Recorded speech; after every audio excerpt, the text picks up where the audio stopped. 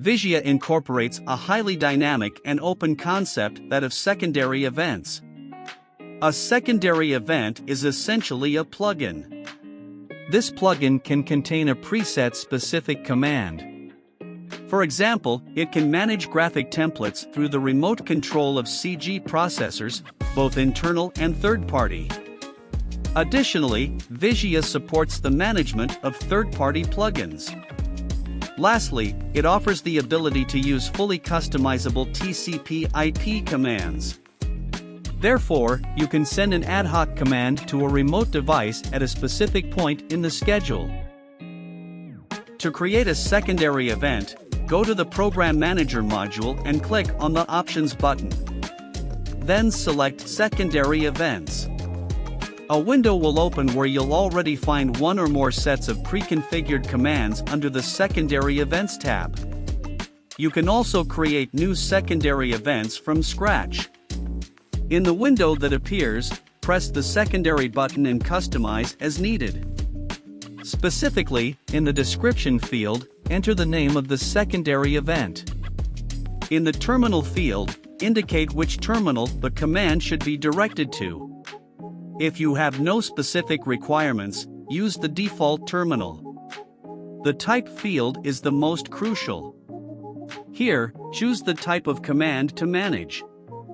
Options include Custom for entirely customizable commands, and Load Graphic Visia for managing graphics created with Visia's CG editor. If you choose Custom, you'll need to enter the instruction in the command field.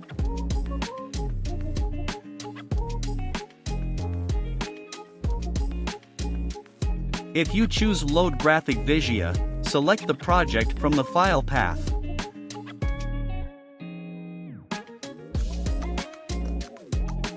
For logo events, the logo presets in Morbido Play will be displayed.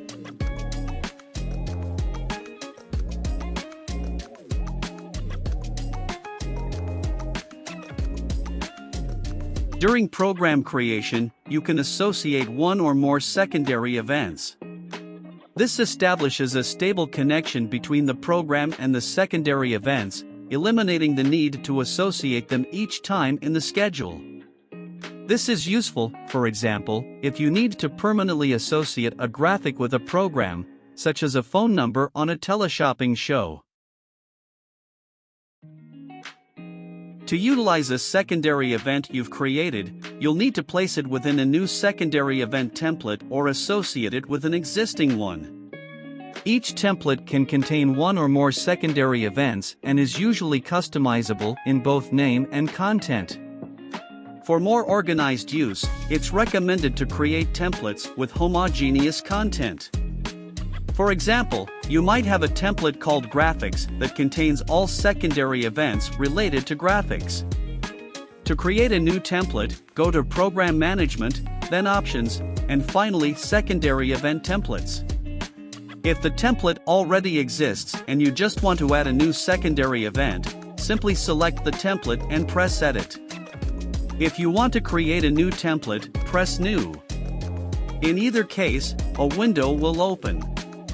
On the left, you'll see a list of existing secondary events. On the right, a blank area where you can drag the secondary events you want to include in the template.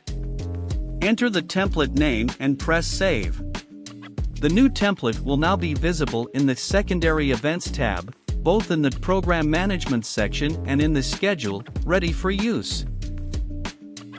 Each secondary event can be associated with one or more programs, either during program creation or directly in the schedule. This flexibility allows you to decide where and how to associate the event. Association is done via drag and drop onto the secondary event. Once associated, a plus icon will appear on the program to indicate the presence of the event.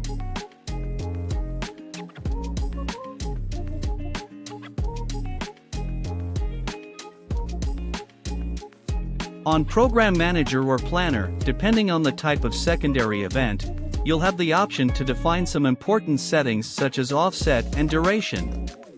This is done with a double click on the secondary event.